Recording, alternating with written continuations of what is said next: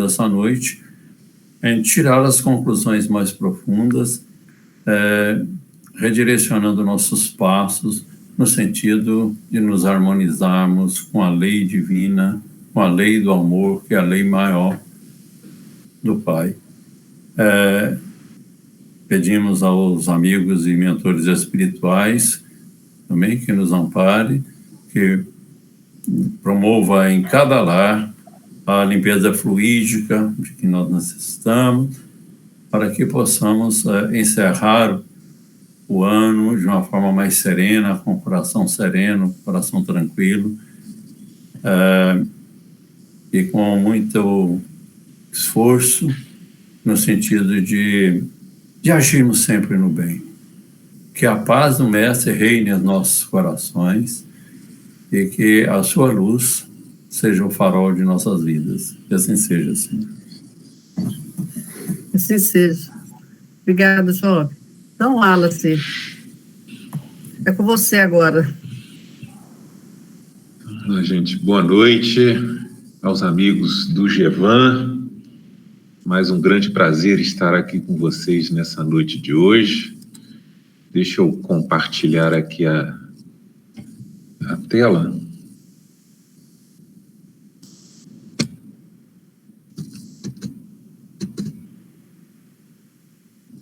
Esperar aqui. Então, trazer para vocês, essa noite de hoje, a gente fazer uma reflexão sobre essa parábola, a parábola da figueira estéril.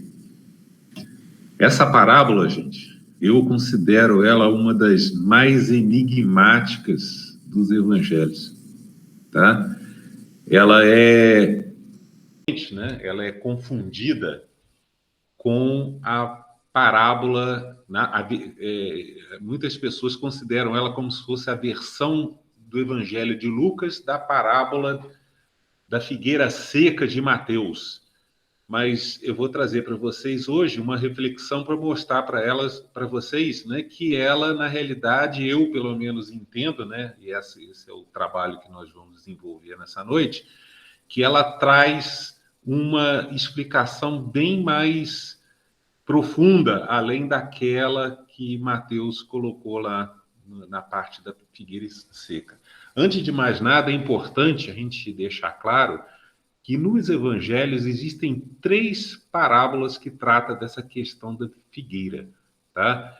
É a parábola da figueira seca, lá de Mateus, essa da figueira estéril, que é exclusiva do Evangelho de Lucas, e a parábola da figueira propriamente dita, que é aquela que Jesus citou no final do sermão profético, uma daquelas 6 parábolas pós-sermão, tá? E a gente vai ver que essa parábola da figueira de estudo de hoje, da figueira estéril, ela traz, né, pelo menos eu considero, né, uma mensagem muito transparente, né, apesar dela ser bem enigmática, mas vocês vão entender, né, sobre esse período da chamada regeneração da humanidade. É disso que Jesus estava tratando nela. Então vamos lá. Antes de mais nada, lembrando que toda a parábola ela encontra-se dentro de um contexto, então vamos ver aqui o contexto no qual ela se encontra inserida. Tá? Consta lá no Evangelho que Jesus, numa certa ocasião, estava conversando com alguns, né, judeus lá daquela, né, onde ele estava, sobre os trágicos episódios ocasionados por 2 situações, tanto pelaquela triste ordem de Pilatos, que era o governador romano da Judéia, para assassinar alguns galileus, quanto do episódio do desastre com outros judeus que foram soterrados pela queda da torre de Siloé. É isso daí que está escrito lá no Evangelho. Então Jesus, falando sobre o motivo daquelas mortes, apelou aos ouvintes, advertindo sobre uma urgente necessidade de todos eles, né, promover um verdadeiro arrependimento, né, antes que fosse tarde demais. Lembrando que quando nos evangelhos fala da questão do arrependimento, na realidade ele está tratando aquilo que a gente na doutrina espírita considera, né, sobre o que a gente fala da mudança ou renovação de juízos ou de atitudes morais. É essa a questão do arrependimento, né? que em hebraico eles chamam de techuvá.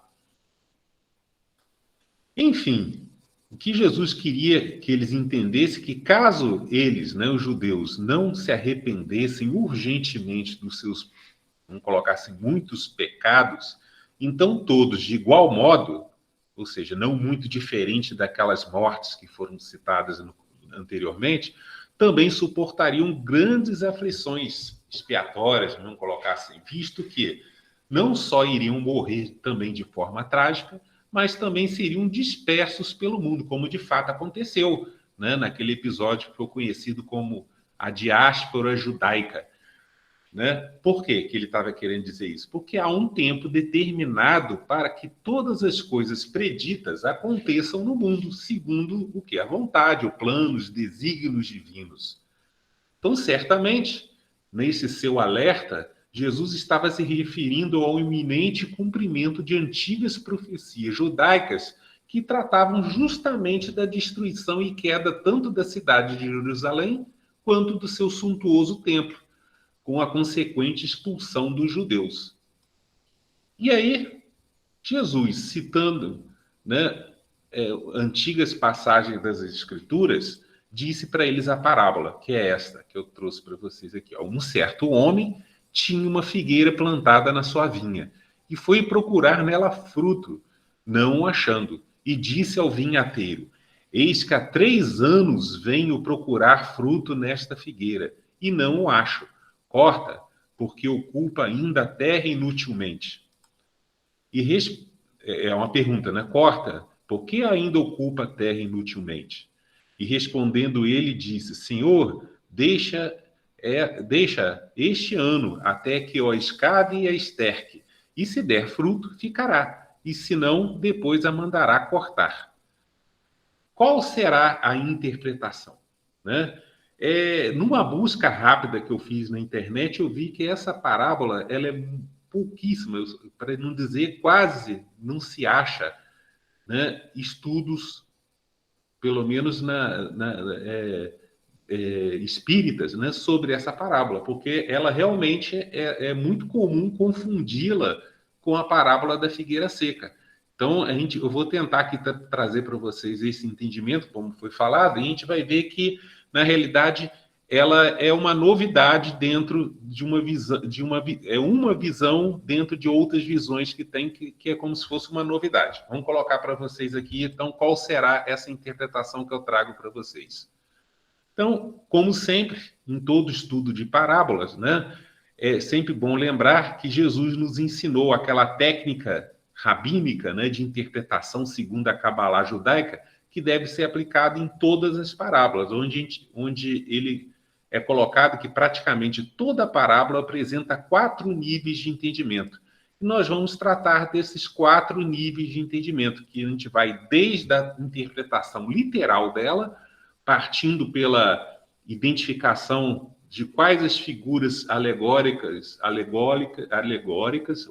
e simbólicas que foram utilizadas, e aquela concordância com outras passagens para ver se realmente a interpretação é essa, e atingindo até a questão do final, que é o sentido espiritual, onde a gente viu que trata dos mistérios, das profecias e dessa parte escatológica, que são aqueles cumprimentos proféticos referentes a esse período do chamado final dos tempos, em concordância com aquilo que Kardec sempre trouxe para a gente nas suas obras.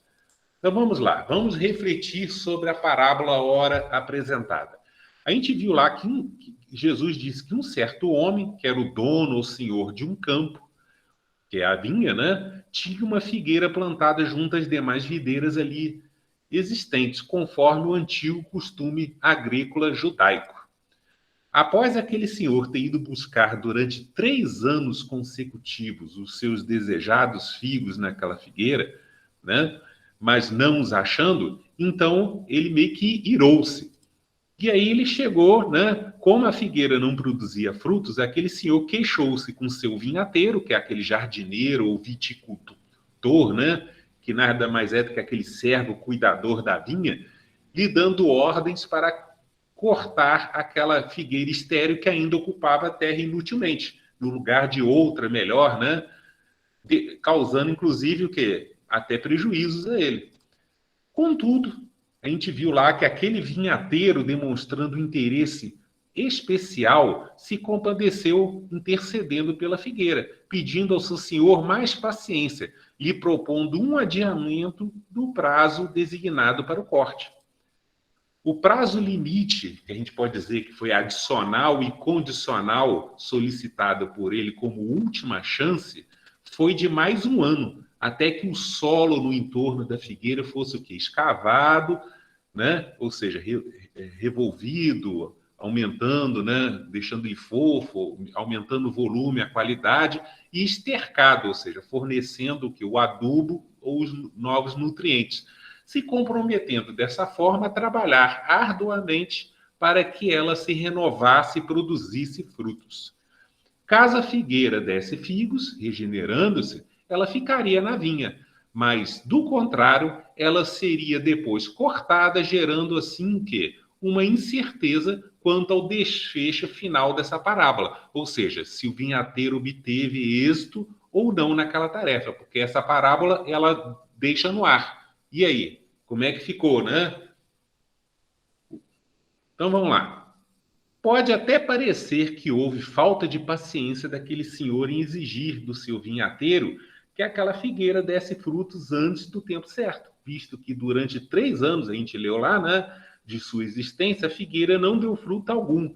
Mas o problema é que não foi esse o caso.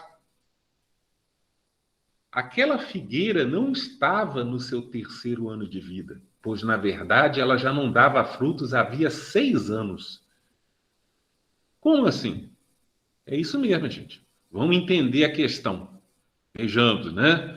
Os estudiosos, e quando eu falo os estudiosos, inclusive isso daí consta até de estudos dos nossos irmãos protestantes, que já alguns chegam a analisar essa passagem e esse ponto particular, essa questão dessa forma, né? Lecionam que aquela época, né, conforme uma prescrição contida no livro do Levítico, da Torá judaica, todos os frutos dos primeiros 3 anos de vida de qualquer árvore frutífera deveriam ser o quê? Descartados, ou seja, eles não eram colhidos, pois eram considerados, na cultura deles, né, impuros. Já os frutos do 4º ano de vida e frutificação, por sua vez, eram considerados o quê? Santos, puros, e eram também considerados primícias, ou seja, os primeiros frutos aproveitáveis. E desta forma, todos eles deveriam ser colhidos, separados e ofertados a Deus como dízimos no templo. Inclusive, eles falam que, na cultura judaica, esse 4º ano era considerado o ano dos dízimos dos frutos, conforme algumas prescrições contidas lá no livro do Levítico. E aí eles falam também que apenas a partir do 5º ano de vida e frutificação é que parte dos seus frutos colhidos, ou seja, após a separação dos chamados dízimos, poderiam ser consumidos pelos homens, pelos judeus. Então, quando o senhor, né, aquele senhor, ao longo de 3 anos, disse que estava buscando figos, né, naquela figueira, na verdade, ele estava buscando figos desde o seu 4º ano de vida e frutificação daquela figueira. Ou seja, ele buscou os figos durante 3 anos, foram o 4º, o 5º e os 6º anos. Mas, conforme foi dito, ele não achou nada e, por esse motivo, solicitou o seu corte, a fim de que fosse desocupado o precioso espaço da sua vinha. E isso aqui, gente, é importante porque vai ser utilizado em outra passagem, e esse aqui é o ponto central que eles consideram, né, para a interpretação dessa parábola. Então, por isso que o vinhateiro pediu ao seu senhor um prazo adicional e condicional de mais um ano, ou seja, aquele mais um ano seria no 7º ano, sendo este o último. Então, aqui eu resumi para vocês nessa tabela, que é o ciclo de vida e frutificação da figueira. A gente viu lá que os 3 primeiros anos os frutos não são colhidos porque são impuros. A partir do 4º ano ele é colhido, mas no 4º ano todos eles são ofertados, né? O 5º e o 6º ano são consumíveis, mas como disse que ele foi buscado, então ele buscou ele durante o 4º, 5º, 6º ano. Então, esse prazo adicional, na realidade, ele é o 7º ano de vida dele, porque se não der fruto, aquela figueira seria cortada no 7º ano, né? Então, esse entendimento é importante. Então, o sentido moral que geralmente é atribuído a essa parábola, segundo a tradição cristã, ela demonstra basicamente o seguinte: que todos os homens, mediante os ensinos cristãos, devem buscar com a máxima urgência a renovação coletiva das suas atitudes morais, cultivando a paz, o perdão, a tolerância, enfim, o amor fraternal mútuo. Que Deus é o quê? Longânimo, ou seja, bastante paciente, misericordioso e generoso com a humanidade pecadora, sempre nos dando tempo e muitas oportunidades de mudança, ou seja, aquilo que ele chama de arrependimento, que é essa renovação de atitudes morais, né? E que, por sua vez, há um tempo determinado ou prazo para que esse necessário processo de arrependimento da humanidade aconteça. Mas quando esse longo prazo limite futuro estipulado por Deus se esgotar, chegando ao momento do chamado final dos tempos, ninguém poderá escapar, né, que a gente pode considerar assim, da sua ira, né, dentro de uma simbologia, tá, gente? Enfim, do seu supremo julgamento, que é aquilo que é comum dentro da doutrina cristã, chamado dia do juízo, sequer reclamar da sua falta de paciência, muito menos questionar a sua suprema justiça. E, consequentemente, os homens impenitentes, ou seja, os não arrependidos, serão o quê? Excluídos. A gente pode colocar aquela ideia do simbolicamente cortados deste mundo, perdendo assim a sua, né, entre aspas, salvação, ou seja, que a gente pode dizer que seria a possibilidade de permanecer na vinha, que a gente vai ver lá que representa o mundo.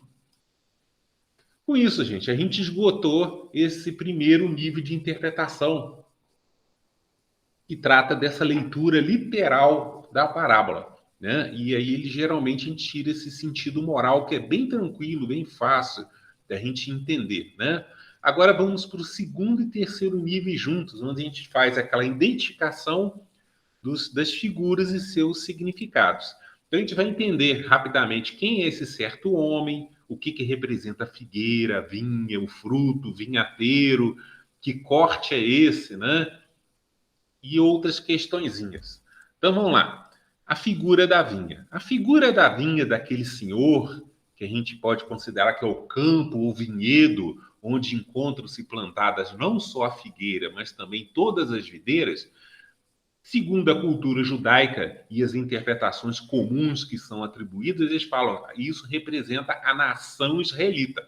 Mas a gente tem que entender que isso é o seu aspecto particular, restrito, né? Contudo, essa figura apresenta-se, na verdade, como sendo um protótipo, que a gente pode dizer que é uma prefiguração ou modelo simbólico atribuído a este mundo, que é aquele aspecto coletivo, né?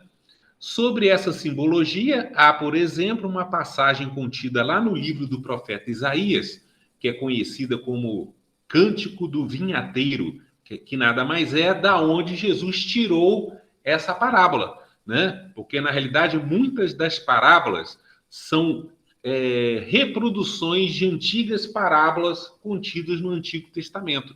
Essa aqui é uma delas, né? E que ilustra e elucida muito bem essa interpretação, dizendo, tem uma parte dela que ela fala assim, a vinha do Senhor dos Exércitos, é o profeta dando a explicação da parábola, é a casa, ou seja, a nação de Israel, e os homens de Judá, que são judeus, são, comparando, assim como a planta, que planta? As videiras, né? Das suas delícias. Então, o que ele está querendo dizer ali? Que a vinha é a casa, a nação israelita, e os homens de Judá são as videiras. Por isso é que Jesus, por exemplo, nas suas explicações da parábola do joio e do trigo, né, igualando a simbologia referente à figura da vinha com aquela que lá naquela parábola ele tratou da figura do campo, onde ele próprio, o servo semeador, lançou a sua semente do trigo, que é o símbolo da verdadeira palavra ou doutrina de Deus, esclareceu os seus discípulos dizendo: o campo, ou seja, a seara ou trigal, é o mundo. Então a gente vê que realmente tem uma concordância, ou seja, as parábolas são diferentes, mas a ideia por trás delas são as mesmas.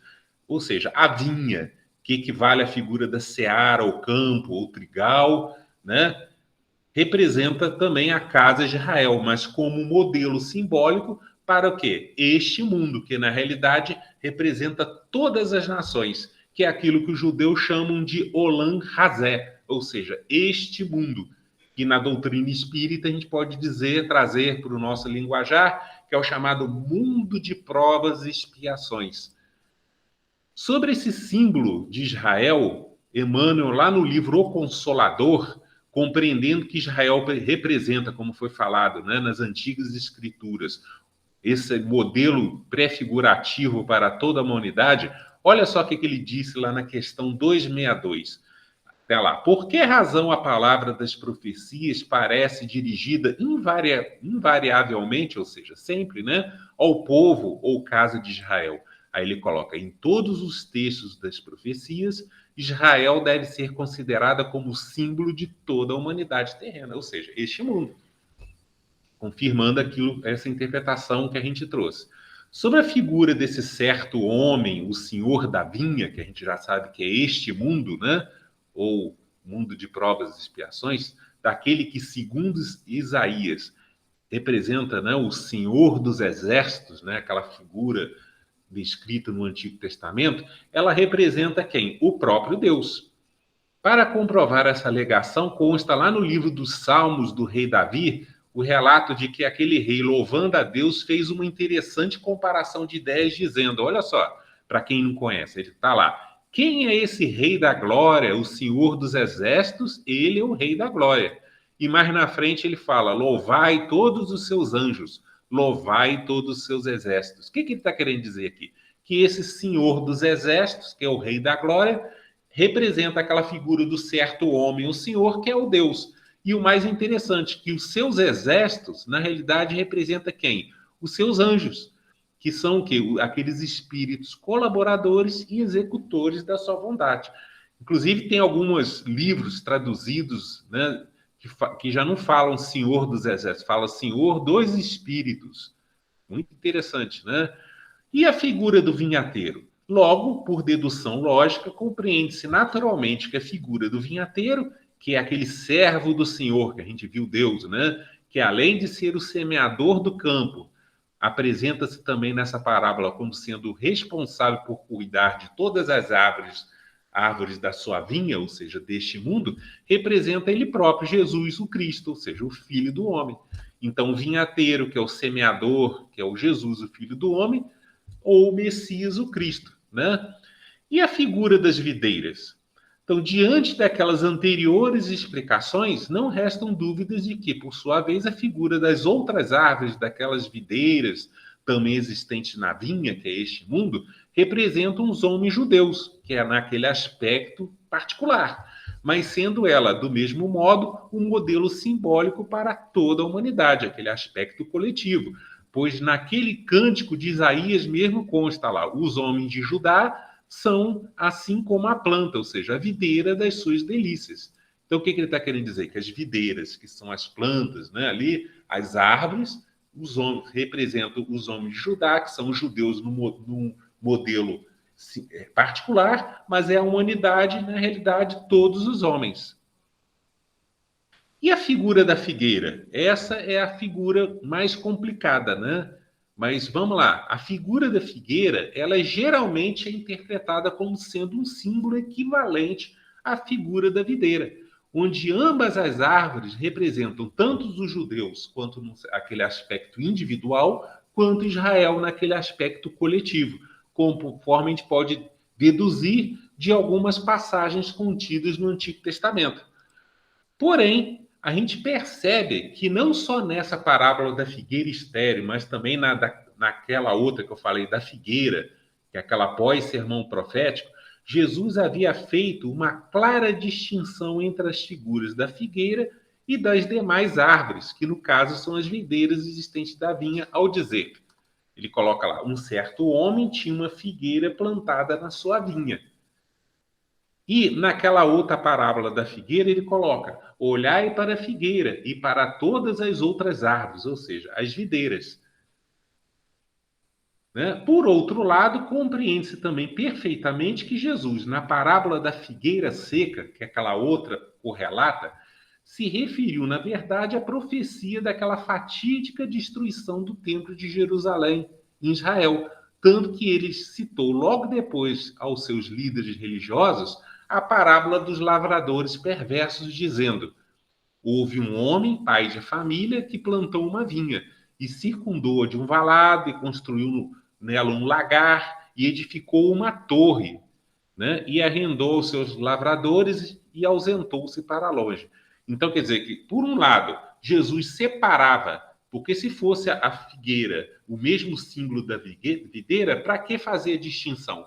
E aqui a gente percebe também que, por outro lado, na vinha, nessa outra parábola, no lugar de ter uma figueira plantada, ele citou nela o lugar da torre. Né? Então, baseado nessas informações, deduzimos que a figura da figueira contido nessas parábolas equivale à mesma figura da torre também existente no meio da vinha.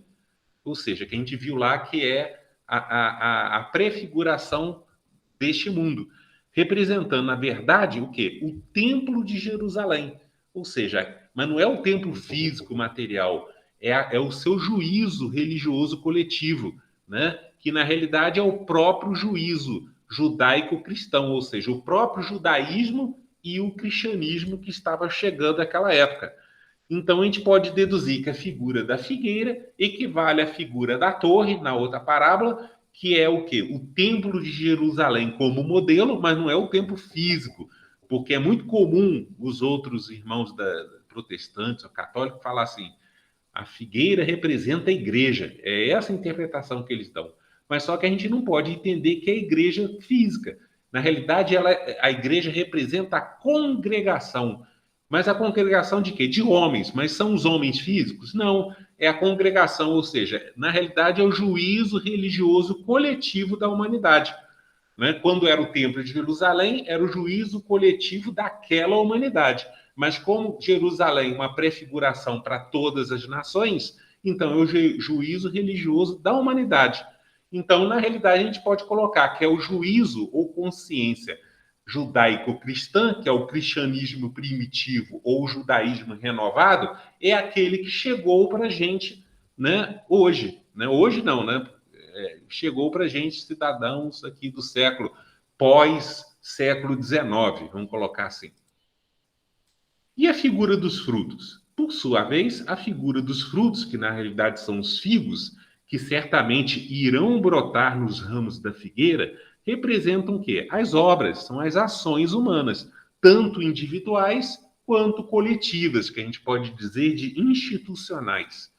Ou seja, eles correspondem à qualidade não só dos pensamentos ético-morais e religiosos professados pelos homens, mas também das suas consequentes ações praticadas e baseadas o quê? Nesse juízo, ou seja, neles, né? Logo, esses simbólicos frutos podem ser tanto bons, ou seja, virtuosos, quanto ruins ou viciosos, o que equivale à mesma ideia da sua não existência, né? Que é aquela ideia da inação humana, mas sendo sempre originados da qualidade dos juízos ou entendimentos, bem como das escolhas humanas, de acordo com as crenças de cada um. No Livro dos Espíritos, Kardec, falando sobre essa questão, né, da inação humana, né, simbolizada pela figura que a gente pode dizer da figueira estéril, né, daquela que não produz frutos. Olha só o que a espiritualidade disse para ele lá na questão 642. Basta não fazer o mal, que a gente pode usar assim, não dar fruto algum, né? Para ser agradável a Deus e assegurar um futuro melhor? Aí a espiritualidade respondeu: não, é preciso fazer o bem, que equivale a gente usar o linguajar, é preciso dar frutos, no limite das suas forças, porque cada um responderá por todo o mal que resulte do bem que não tiver feito.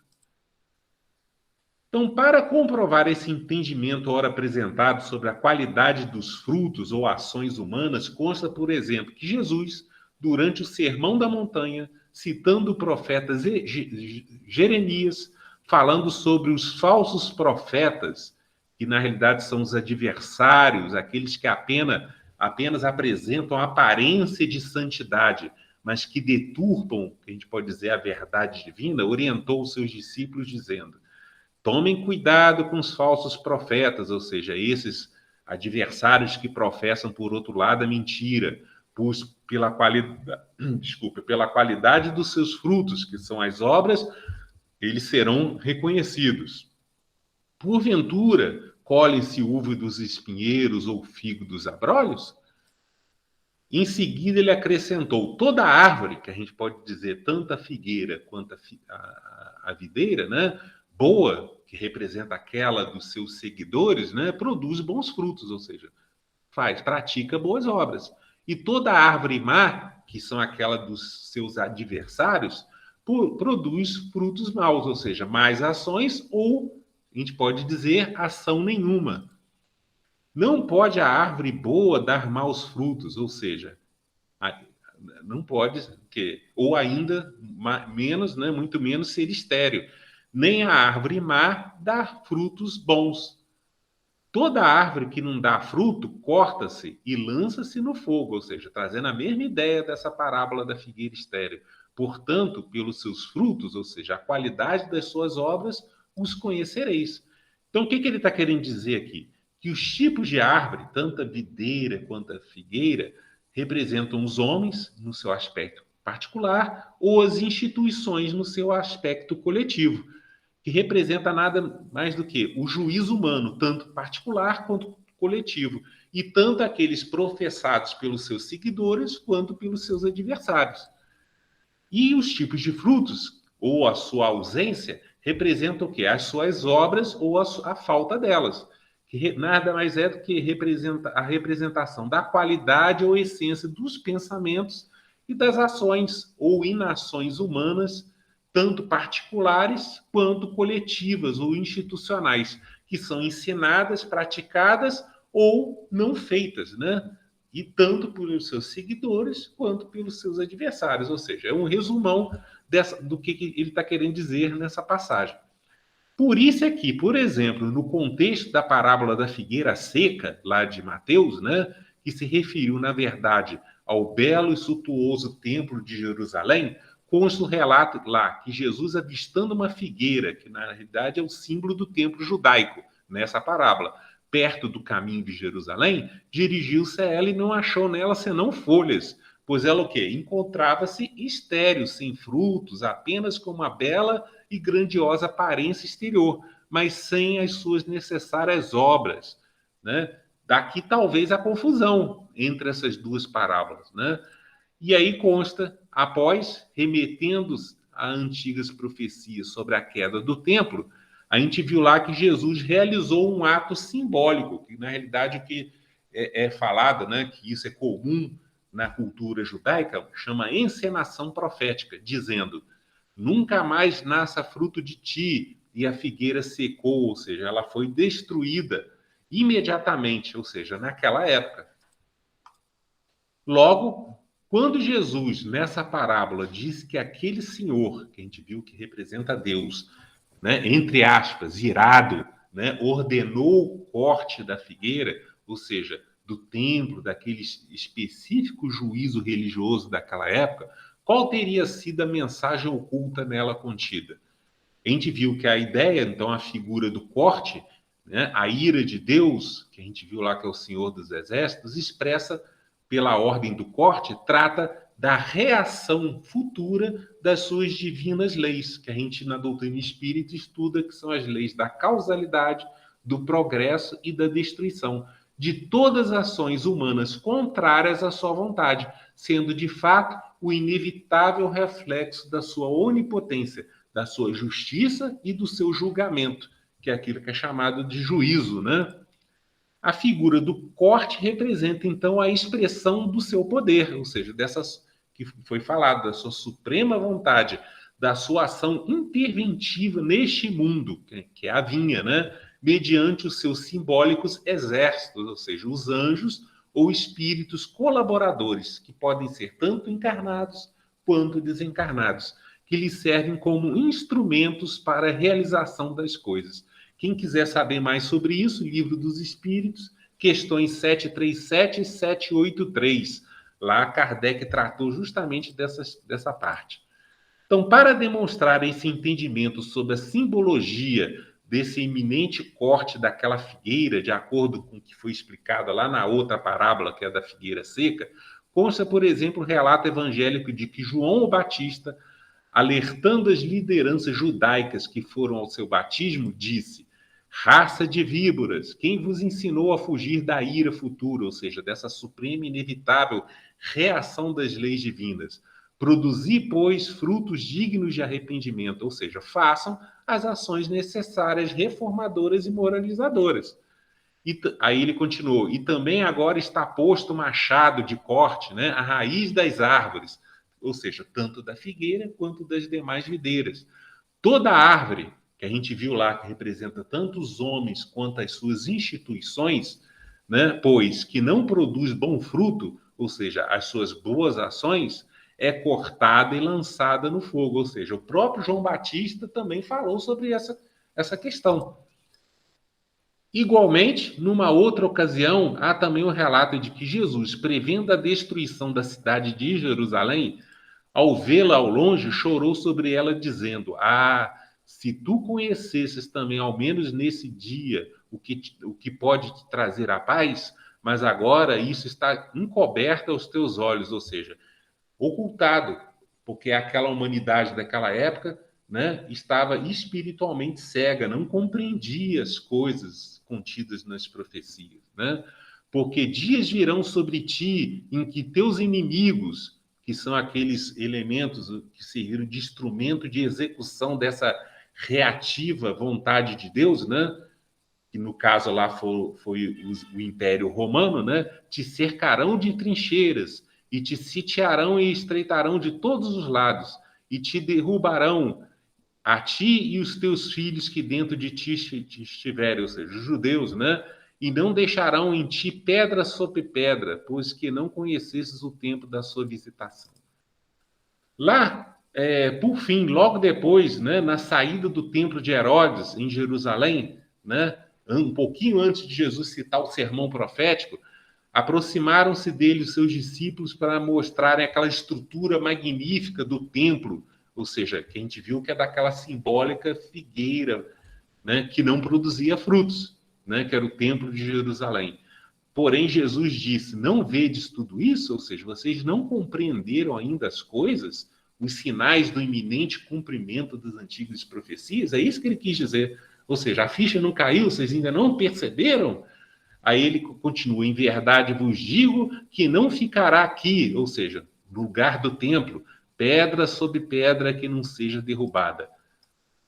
Diante desses esclarecimentos, quando foi que os anjos colaboradores de Deus, ou seja, aqueles exércitos, né, simbólicos exércitos, agindo como instrumento da reação, aquela simbólica ira divina, executaram naquele tempo a sua justa vontade, cortando aquela simbólica figueira, que é o templo em Israel, e as demais videiras, que são, no caso lá, os judeus.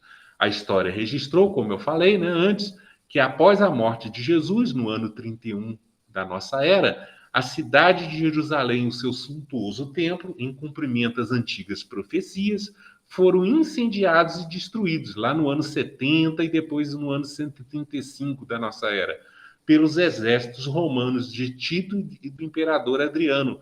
Fato esse que gerou perseguições, mortes e a expulsão dos judeus de Jerusalém, dispersando-os eles pelo mundo, que é a tal da diáspora judaica.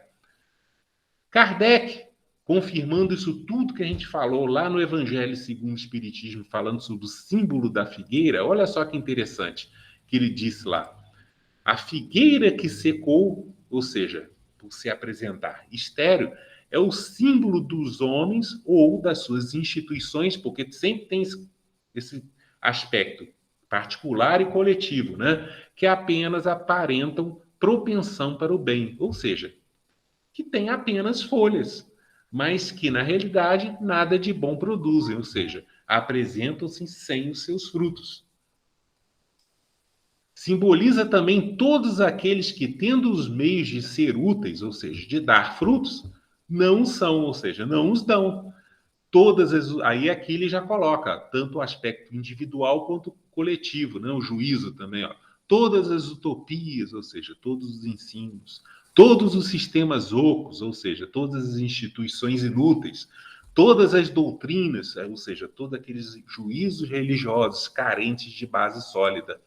O que mais das vezes falta é a verdadeira fé, ou seja, aquela boa vontade, a fé produtiva, ou seja, aquela posta em ação para o bem coletivo, a fé que abala as fibras do coração, a fé numa palavra, né, que transporta as montanhas, ou seja, que sobrepõe obstáculos. São simbólicas árvores cobertas de folhas, ou seja, que têm apenas uma boa aparência, porém baldas de frutos, ou seja, desprovidas das boas obras ou ações. Por fim, Kardec disse, quer dizer que todos os sistemas, aquele afirmando aquele aspecto tanto individual quanto coletivo, todos os sistemas, ou seja, todas as instituições humanas, todas as suas doutrinas, ou seja, os seus juízos religiosos, que nenhum bem, ou seja, o bom fruto para a humanidade, que a gente viu lá que são as simbólicas videiras da vinha, houverem produzido, cairão reduzidas a nada, ou seja, serão cortadas. Que todos os homens, que a gente viu lá, né, que são as figueiras ou os seus juízos, as videiras e os seus juízos, as figueiras, né, deliberadamente inúteis, ou seja, sem frutos, por não terem postos em ação os recursos que traziam consigo, serão tratados assim como a figueira que secou, ou seja, por encontrarem-se simbolicamente estéreis, né? Enfim, serão cortadas da vinha, ou seja, deste mundo. Então a gente vê que o assunto é sempre o mesmo, né? Entra parábola, sai parábola, e a gente vê que Jesus fala, né, muitas delas das mesmas coisas. O espírito de Simeão, numa mensagem de 1863, olha só que interessante que ele falou. Aí ele coloca: será bastante ou suficiente trazer, né, apresentar-se vestido com a farda ou aquela roupa do Senhor para ser fiel, José, lembrando aquela parábola do festim de bodas, né? Bastará dizer, sou cristão, para que alguém seja seguidor do Cristo? Procurai os verdadeiros cristãos e os reconhecereis pelas suas obras, ou seja, os simbólicos frutos. Aí ele relembra aquela passagem, né? A boa árvore não pode dar mau fruto, né? E aí, olha que interessante, ele falando sobre esse aspecto coletivo, olha o que ele disse. Que frutos deve dar a árvore do cristianismo? Aqui ele fechou a ideia, ó, deixando bem claro que a árvore que a gente está tratando é a figueira, representa o quê? O juízo religioso coletivo da humanidade, que na realidade é aquele juízo, né, judaico-cristão, vamos colocar assim, que aqui ele já coloca, que é o cristianismo.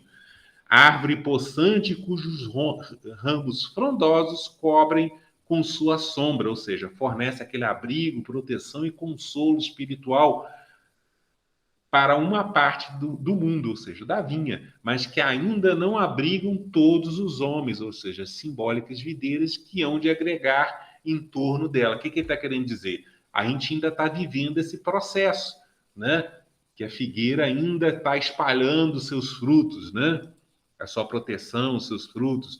Os da árvore da vida são os frutos da vida, de esperança e de fé, ou seja, são os figos, ou, que a gente pode dizer, a moral evangélica posta em prática. O cristianismo, qual fizeram há muitos séculos, continua a pregar essas virtudes divinas. Aí ele chama a gente na responsabilidade. Nos esforçamos por espalhar seus frutos, mas quão poucos os colhem? Com isso, gente, a gente encerrou a identificação das figuras, encerrou esse segundo e terceiro nível. Vamos entrar agora no quarto nível de interpretação, onde a gente vai tratar agora especificamente dessa distinção entre as duas parábolas. A gente viu que, num certo aspecto, ela trata mais ou menos do mesmo assunto da parábola da figueira seca. Daí a confusão. Mas aí vamos entender o que ele quis dizer com esses 3 anos, essa ideia do corte, que ano, um ano a mais é esse, né? Que ideia veio por trás desse escavar, estercar, né? Antes dessa ideia do simbólico corte. Então vamos lá. A simbologia desses 3 anos e um ano adicional.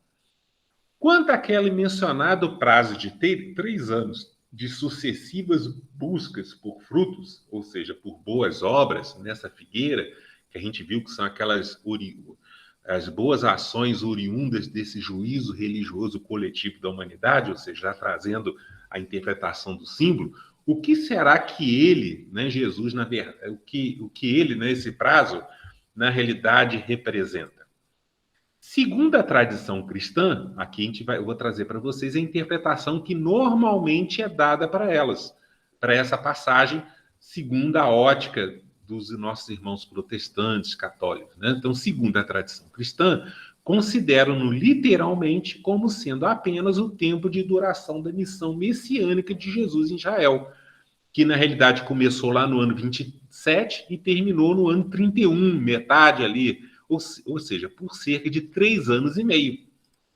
Contudo, se aqueles 3 anos fossem de fato apenas literais, então o que representou aquele 1 ano a mais pedido pelo vinhateiro, que a gente viu que é o Cristo, e concedido pelo Senhor da vinha, que a gente viu que é Deus, né? Este 1 ano a mais adicional e condicional também seria apenas literal? Então a gente está refletindo sobre ela, porque a gente vai ver que realmente, se a gente for entender dessa forma, né, achar que essa parábola é igual à parábola da figueira seca, e que esses prazos, que não foram à toa, que foram colocados nessa parábola, são literais, então a gente vê o que então representa esse ano adicional e condicional. Condicional porque ele tem uma condição, deu 1 ano. Se a coisa não acontecer, a figueira tem que ser cortada. Mas se o vinhateiro, que a gente viu Jesus, foi morto no ano 31, e a cidade de Jerusalém e o seu templo, que a gente viu lá, que representa a figura da figueira, foram, na prática, destruídos, né? Ou cortados, que a gente pode dizer assim, né, literalmente no ano 70, ou seja, cerca de 40 anos depois, então aqueles muitos anos foram todos insuficientes, né, 40 anos? Se eles realmente foram, então por que será que o Senhor, o Deus da vinha, ou seja, o Senhor deste mundo, concedeu a Cristo, que é o vinhateiro, apenas 1 ano, se esse ano for literal? Deus, que é onisciente, já não deveria saber que apenas esse curto prazo seria insuficiente, visto que tudo já estava predito antes nas antigas escrituras, e são muitas profecias que falam da queda do templo de Jerusalém naquela época. Então, para que ele concedeu um prazo, e um prazo tão curto, se for 1 ano literal? Então, será que o vinhateiro, que a gente viu que é o Cristo, fracassou na sua sublime missão intercessora, com vistas à regeneração da figueira, ou seja, que é a renovação do juízo coletivo da humanidade?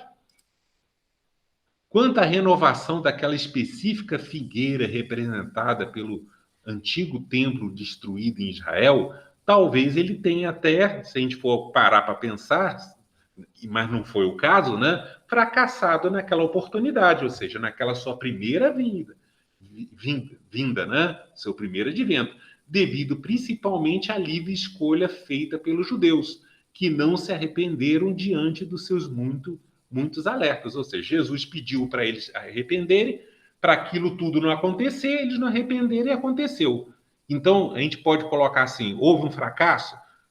Parece que foi um aparente fracasso, mas na realidade não foi. Aqui não cabe eu entrar no mérito, porque eu teria que explicar que, na realidade, aquilo já estava previsto acontecer, tinha que acontecer daquele jeito. Porém, vimos antes que aquele específico templo judaico representava apenas um modelo simbólico para algo bem maior. Contudo, torna-se importante ressaltar que Jesus finalizou as suas explicações sobre essa parábola que a gente está estudando da figueira estéril, mas ele não disse qual teria sido o desfecho final da figueira, gerando o quê? Uma incerteza, ao contrário do que foi dito por ele na parábola da figueira seca, que de fato foi seca imediatamente. Lá ele disse, nessa ele não disse. Ou seja, o mestre não disse se o vinhateiro, que é o símbolo do Cristo, teve ou não sucesso em fazer com que aquela figueira, que é o juízo religioso coletivo da humanidade, se regenerasse e frutificasse antes do término do prazo adicional concedido para o seu corte, deixando assim entrever que ele ainda não teria terminado. E se o prazo limite ainda não terminou, é porque todos aqueles mencionados anos não são literais, mas sim proféticos, simbólicos. Na verdade, o desfecho final da parábola da figueira estéril foi dado por Jesus nas explicações da outra parábola, que é aquela da figueira citada, né, ao final do sermão profético, quando então ele deixou claro que aquele clímax, né, ocorrerá num outro momento futuro após o início, que lá naquela outra parábola ele falou do simbólico verão. Ou seja, ele remeteu aquilo tudo para um futuro, que é agora, né? Logo, considerando que todos aqueles mencionados prazos são de fato proféticos, então devemos adotar para esse caso uma interpretação dentre muitas outras existentes, mas eu estou trazendo para vocês uma como reflexão, baseada nos ensinos da Cabalá judaica, correlacionando o que a gente pode dizer que é o princípio temporal de interpretação profética dia-milênio, que é utilizado em algumas interpretação de algumas parábolas, com o outro princípio, que é o princípio temporal dia-ano, que é um outro princípio utilizado na interpretação de outras parábolas. Lá fala que um dia profético equivale a 1000 anos literais. E na outra fala que um dia profético é igual a um ano literal. Então, a gente correlacionando as duas, a gente vê que um dia profético equivale a um ano profético, que na realidade equivale a um ano literal ou 1000 anos literais, dependendo de cada caso, de cada aplicação, de cada interpretação, de cada parábola. Dessa forma, então, essa parábola estaria tratando tanto de um longo prazo, né, que seria, ao invés de 3 anos, seriam 3.000 anos, quanto de um outro, que seria aquele ano adicional, que seria 1000 anos. É sempre bom trazer, né, para vocês entenderem o que a Cabalá judaica traz sobre essa questão de interpretação. Eles utilizam como ponto de partida a semana judaica, que eles chamam de Shavua, que é a semana de 7 dias igual a gente tem, né? Mas só que lá eles não falam domingo, segunda, terça, né? É o primeiro dia e culmina com o Shabat, que é o sábado. E eles têm também uma semana de anos, que eles chamam de Shavuim, né? Que tem o primeiro ano, o segundo ano e terminam com o 7º ano chamado Shemitah, que ali tem alguns acontecimentos, algumas questões que são tratadas nisso. E eles também usam para interpretação uma também chamada Semana Milenar de Anos, que é um Shavuim mais amplo, né? Onde eles consideram que cada dia equivale a 1000 anos, né? E eles entendem que esses primeiros 6.000 anos é o que eles chamam de Olam Hazé, que é este mundo, e o 7º ano seria o Hasharit Hayamim, que é o tal do final dos tempos. E nessa semana de anos eles tiram a ideia, né, sobre o princípio de interpretação profética de ano, e aqui na semana milenária eles tiram o princípio de interpretação dia-milênio. Então, voltando à simbologia, dessa maneira, se todos aqueles mencionados prazos são de fato milenares, né, segundo essa reflexão que eu trouxe para vocês, compondo um longo período de tempo de cerca de 3.000 anos, e que será seguido por um outro adicional e final de cerca de 1.000 anos, então o que será que eles, na verdade, representam? Ainda mais, se todos esses prazos que totalizam, né, a soma dos dois 4.000 anos, deverão ser contados desde quando, para que possamos saber quando será o seu término. Temos como saber? Sim, vamos ver.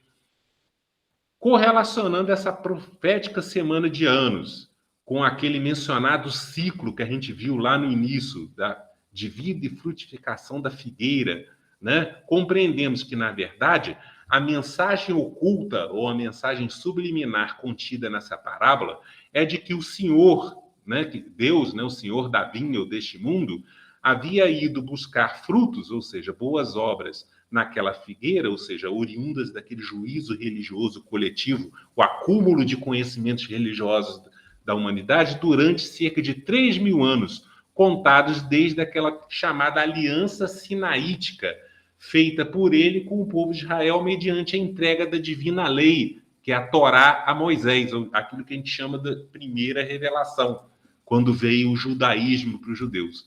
Jesus, por sua vez, trouxe àquela época a renovação daquela antiga aliança, ou seja, a segunda revelação, que é o cristianismo, com o povo judeu, visto que aquela simbólica figueira ainda não havia dado os seus desejados frutos.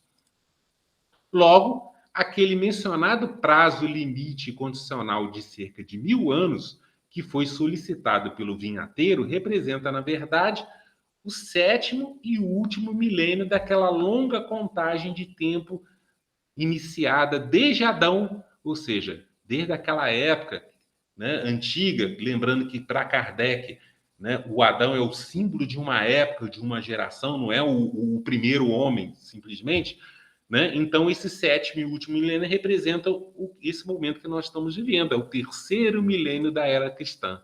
Logo, esse longo período representa, então, esse período adicional, o chamado final dos tempos, que é aquilo que os judeus chamam de Hasharit Hayamim, que é esse momento que nós estamos vivendo agora, é o período de regeneração, quando então todas aquelas profecias, né, deverão ocorrer. E aí deverá ocorrer esse período da regeneração de toda a criação, referindo-se tanto à renovação deste mundo quanto à renovação dessa antiga geração adâmica. Ele também é conhecido, né, segundo o entendimento judaico-cristão, como chamado Dia do Senhor. Quando então, né, a gente viu lá o Senhor da vinha, que é o Deus deste mundo, né, exercerá o seu juízo, que eles chamam lá de Yom Hadin, que é o dia do juízo final, que é esse período de regeneração, que a gente sabe que também vai ocorrer essa separação da humanidade, quanto ao destino final, tanto da simbólica figueira, quanto das demais videiras, que a gente viu, que é o juízo e a humanidade.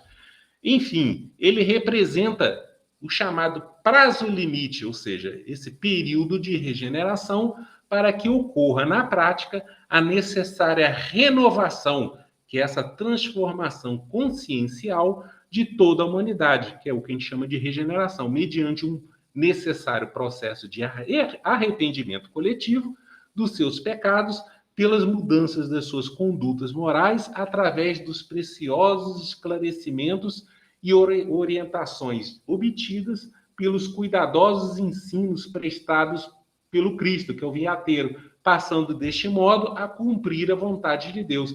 E esses cuidadosos ensinos nada mais são do que aquela figura da figueira ser cavada, estercada, né, aduvada. Então, a nova revelação veio para isso. Então, a gente pode dizer aqui que, correlacionando aquele ciclo de vida e frutificação da figueira, né, onde eu trouxe para vocês a explicação, correlacionando com aquele quadro segundo a Cabalá judaica, que a gente compreende aqui como é que relaciona isso. Ó, né? Na realidade, a gente viu que esse prazo, né, Moisés veio no 3º milênio depois daquela contagem inicial, né, do simbólico Adão. Jesus veio no 4º milênio, né? E aí a gente viu que foi buscado, né, os simbólicos frutos na figueira durante o 4º, 5º e o 6º ano, que na realidade foi o 4º milênio, o 5º e o 6º milênio daquela contagem, e o prazo limite condicional equivale ao 7º ano, que é o 7º milênio, que é esse período da regeneração. Com isso, então ficou bastante fácil e claro o entendimento agora, né, acerca da mensagem oculta referente à ideia do simbólico vinhateiro, que é o Cristo, intercedendo sobre a figueira, que é aquele juízo religioso coletivo da humanidade, ter solicitado ao Senhor da vinha, que é o Deus, um prazo futuro adicional para que ele escavasse e estercasse, ou seja, renovando o solo em seu entorno, ou seja, o simbólico coração, que é a consciência humana sobre aquelas questões religiosas, mediante um fornecimento de um novo nutriente regenerador, que a gente viu lá que é o simbólico adubo. Esta atenção toda especial dispensada pelo vinhateiro, que é o Cristo, representa então, na verdade, o futuro fornecimento de um outro ou novo consolador, que é o Paráclitos, né? Que é a terceira revelação, que é o Espiritismo que a gente professa. Enfim, a vinda de uma nova doutrina de natureza cristã, por isso que é chamado cristianismo renovado, né? Porque na realidade o Espiritismo não é uma nova religião, ele é o cristianismo restabelecido ao seu verdadeiro sentido, conforme a promessa feita por Jesus aos seus discípulos.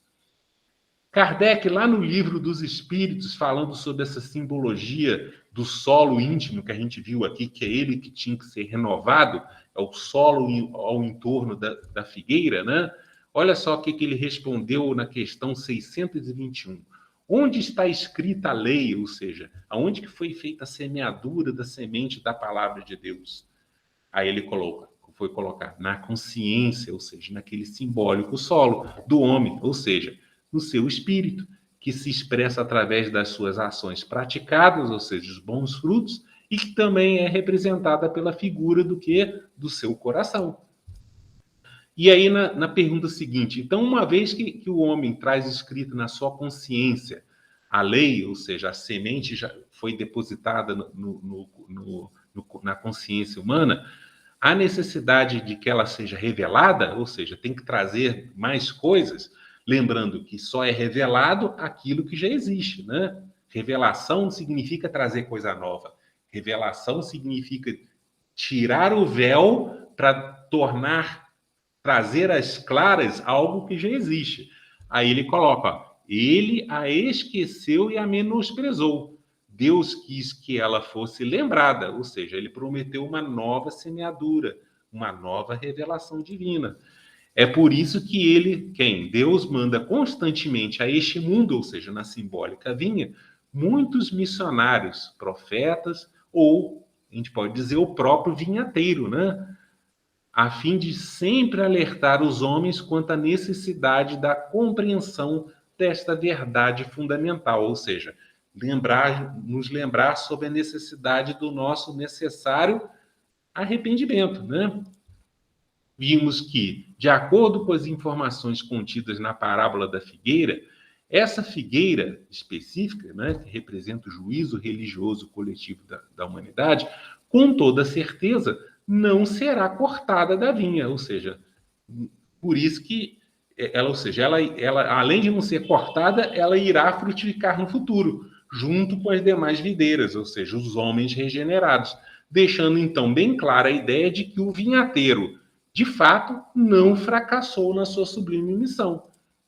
Jesus, por exemplo, durante o Sermão da Montanha, remetendo aos Salmos do rei Davi, havia feito menção a esse determinado momento futuro, garantindo aos seus discípulos que seriam o quê? Está lá, bem-aventurados os felizes, os mansos, que a gente pode dizer que se, né, trazendo a interpretação à luz dessa parábola, as simbólicas videiras renovadas, né? Porque eles herdarão a terra, ou seja, a vinha, ou seja, o futuro mundo vindouro, que os judeus chamam de Olam Rabá, e o que a gente chama na doutrina espírita, que é o chamado mundo ditoso. Ou seja, isso tudo já está garantido, né? Vai acontecer, porque faz parte da vontade de Deus.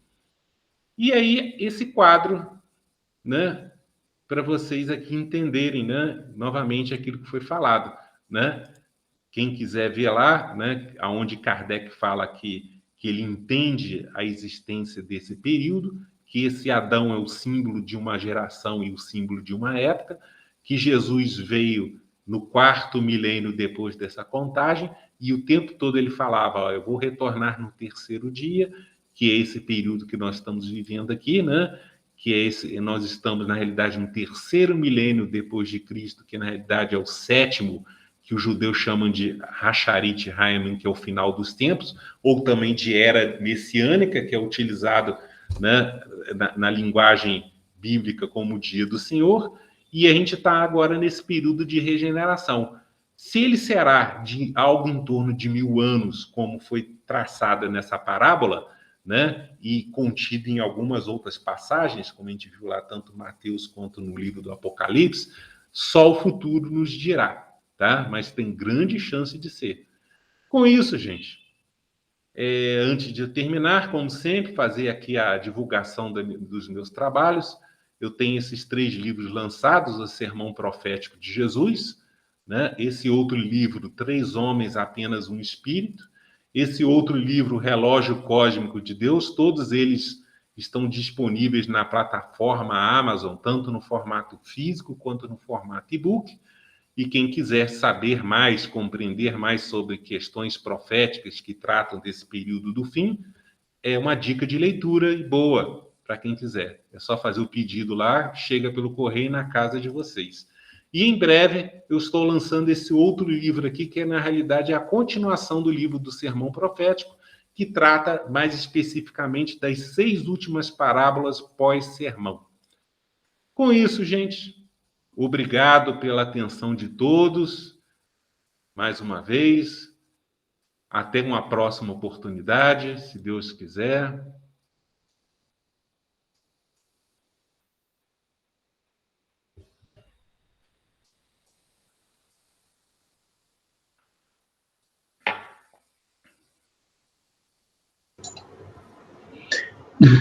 Ô, Wallace, nós agradecemos. A Jacira apareceu aí. Deixa a palavra com ela. Pode falar, Jacira. Está sem som. Ô, Wallace, eu quero agradecer muito a você pelo estudo. Gente, eu fiquei, assim, muito impressionada, e eu já tinha feito alguns estudos de ver como que Jesus busca, lá no Antigo Testamento, né, vários ensinamentos, ele vem reforçando as coisas que são importantes, né? É quase um vale a pena ver de novo, né? Isso, inclusive, uma vez eu fiz um estudo e eu fui buscando informações do perdoar 70 vezes 7, né? Ele vai lá desde a época de Caim, depois do filho dele, né, do Sete, e daquelas de geração, aquela maldição, né, que eles falam, né, gente? É muito interessante, né, se você for buscar as informações mesmo, né? Se a gente parar para ver que Jesus citava as antigas escrituras o tempo todo, e que na realidade é aquilo que eu costumo falar, né? Que o cristianismo primitivo, a gente pode dizer aquele que a gente considera daquela época, o que está escrito, não aquilo que é interpretado, mas o que está escrito, na realidade é o judaísmo renovado. Jesus não criou uma nova religião. Né, tanto que está lá em Mateus 5,17, né? Eu não vim abrogar a lei, e sim cumprir, né? Ou seja, ele veio trazer uma luz de entendimento sobre todo aquele ensinamento que já estava contido no Antigo Testamento. E a mesma coisa Kardec considera o Espiritismo, né? O Espiritismo não é uma nova religião, ele é o cristianismo renovado, ou seja, é a mesma proposta, né? Ele veio trazer uma luz de entendimento sobre aquele cristianismo primitivo. Se a gente começar a entender a coisa dessa forma, facilita muito. Pois é, muito, muito bacana mesmo. Eu quero pedir desculpa porque no YouTube nós não conseguimos fazer a gravação, beleza, porque a nossa operadora de internet aqui do bairro resolveu fazer manutenção agora à noite. Então, eu tentei gravar aqui, vamos ver se vai ficar legal, mas só para avisar que se eu não conseguir aqui, aí não deu certo. Vou ter que te chamar de novo para falar sobre o tema, viu? Falhou. Isso acontece. Teve uma vez que eu fui fazer uma palestra também, deu pique de luz. Aí eu falei assim, tecnologia é muito bom, mas tem que funcionar, né? Se não funcionar, Tem que funcionar. não adianta, né? Daí... Mas, olha, eu gostei muito, tenho certeza que todos aqui gostaram, né, Paulo? E vou passar para o Paulo, porque aí ele já faz a prece final para a gente. Ô, Wallace, muito obrigada. Desculpa por não ter gravado, porque eu queria assistir tudo de novo, porque eu fico tomando conta aqui. E tem uma coisa, antes de passar para aquele Senhor dos Exércitos, que foi mudado para Senhor dos Espíritos, eu notei. Aonde que você falou que estava? Que eu Não, só eu notei. já vi algumas interpretações porque existe Bíblia traduzida de várias fontes. Uma vez eu Entendi. li que tem uma Bíblia, agora eu não lembro de cabeça qual, né, que ela traz essa interpretação, o Senhor dos Espíritos. Porque na realidade é esse o verdadeiro sentido que eu trouxe para vocês lá, né? Porque a gente vê assim, Isso. né? Tira aquela ideia do exército, né? Mas na realidade o que ele está querendo dizer é uma simbologia. Então é uma dessas Bíblias traduzidas aí. Alguém traduziu e eu vi uma vez isso Eu vou escrito. procurar aqui, eu achei muito interessante. Então, muito obrigada. Deus o Feliz Natal para todo abençoe. mundo. Feliz Natal. Que a Obrigado. gente, Que o como diz verdadeiro Emmanuel, espírito do Natal faça morada e pousada em nossos pensamentos, em nossos corações, isso, hoje e sempre. Que assim seja. Que que assim assim seja. seja. Paulo, faz a prece para nós, fazendo Uhum. favor. Wallace, agradeço muitíssimamente, né, pelo estudo que você fez, por tudo de bom que você trouxe para nós, que é claro que a gente tem que ver outras vezes para gravar bem. São Sim, muitas informações e a gente não está muito acostumado assim com o significado, né, correto de tudo aquilo que, né, a parábola da figueira traz para nós. Mas valeu, viu? Valeu o seu esforço. Que Deus o abençoe sempre, que em 2022 nós estejamos firmes aqui, fazendo muitos estudos para ficar mais inteirado de tudo isso que você sempre está trazendo para nós.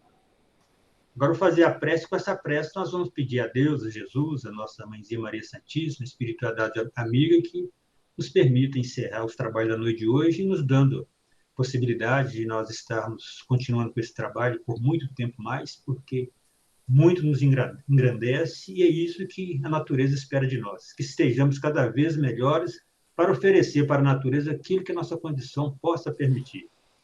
Então, vamos fechar os nossos olhos, elevar os nossos pensamentos, agradecer a Deus, a Jesus, agradecer a nossa Mãezinha Maria Santíssima, agradecer os espíritos amigos, ao nosso irmão Wallace, por esse grandioso estudo, enfim, por tudo de bom que a noite nos proporcionou no dia de hoje. São muitas orientações, muitas coisas para nós analisarmos profundamente, para tirarmos de todas essas informações o que de melhor ela possa contribuir com a nossa caminhada. E é assim que o Pai Maior espera que cada um de nós faça, né? Bem-aventurados aqueles que estão de boa vontade. Devemos mostrar boa vontade em tudo aquilo que fizermos, pois o Pai estará nos apoiando sempre e sempre. Estaremos seguindo o caminho ideal que nos foi delineado quando da nossa programação de aqui estar.